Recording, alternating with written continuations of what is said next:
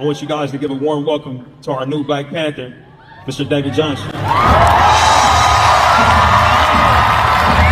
റീസെൻ്റായിട്ട് Marvel Comic Con attend ചെയ്തതിൽ Black Panther 3 മൂവിയുടെ ഒരു അപ്ഡേറ്റ് വന്നിട്ടുണ്ട്. ഒന്നുമില്ല, ദ ലോങ് വാക്കിൽ അഭിനയിച്ച ഡേവിഡ് ജോൺസൺ ആയിരിക്കും ഈ മൂവിക്കകത്ത് പ്രിൻസ് ടിച്ചാലയായിട്ട് മെയിൻ ലീഡിൽ വരാൻ പോകുന്നത്. അപ്പോൾ അവഞ്ചേഴ്സ് ഡൂംസ്ഡേക്കും സീക്രട്ട് വാർസിന് ശേഷം നമ്മൾ ഇനി MCUവിൽ ഒരു വളർന്ന അഡൾട്ട് ടിച്ചാലേനെ ആയിരിക്കും നമ്മൾ കാണാൻ പോകുന്നത്. ഈ മൂവിനെ പറ്റി ഡീറ്റെയിൽ ആയിട്ട് പറയുകയാണെങ്കിൽ ഈ മൂവി 2028 ഡിസംബറിലായിരിക്കും റിലീസ് ചെയ്യാൻ പോകുന്നത്. ഇപ്പോൾ 2028 2 വലിയ പ്രോജക്റ്റ് തന്നെ മാർവലിൻ്റെ ഭാഗത്തുനിന്ന് വരുന്നുണ്ട്. ഈ മൂവിയുടെ ഡയറക്ടർ വേറെ ആരുമല്ല, ബി ജോർഡന്റെ ക്രീഡും പിന്നെ സിന്നേഴ്സും, അത് മാത്രമല്ല മാർവലിന്റെ ബ്ലാക്ക് പാന്തർ മൂവീസും ഒക്കെ ഡയറക്റ്റ് ചെയ്ത റയാൻ കുഗ്ലർ തന്നെയാണ് ഈ മൂവിയുടെയും ഡയറക്ടറായിട്ട് വരാൻ പോകുന്നത്. മൂവിയിൽ കൺഫേം ആയിട്ടുള്ള കാസ്റ്റിങ്ങിനെ പറ്റി പറയുകയാണെങ്കിൽ ഇന്ന് ഡേവിഡ് ജോൺസൺ ഈ മൂവിക്കകത്ത് സൺ ടിച്ചാലയായിട്ട് അപ്പിയർ ചെയ്യുന്നുണ്ട്.